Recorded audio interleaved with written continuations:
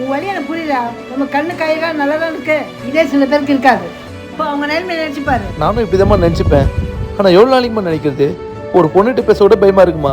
அப்படி பேசினா கூட சில பொண்ணுங்க என் மனசை பார்க்க மாட்டாங்கம்மா, என் குறையதமா பாக்குறாங்க. இதுதான் ஒரு பொண்ணை பார்க்கறேன்னு சொல்றேன், நீ பிசினஸ் போயிடுற. அந்த தப்பு மட்டும் பண்றாதம்மா. எவ்வளவு வாட்டி மாசிக்கப்படுது. ஒரு பொண்ணை பார்க்க போட்டோ கூட அனுப்ப முடியலம்மா. வீட்டுக்கு போயிட்டு கால் பண்ற சொல்றாங்கம்மா, ஆனா ஒரு காலம் பண்ண மாட்டாங்கம்மா. எனக்கு உண்மையாவே பெரிய குறை இருக்காம்மா. ஃபீல் பண்ணாத, யாரும் சொந்தக்கார பொண்ணை பார்க்கலாம்.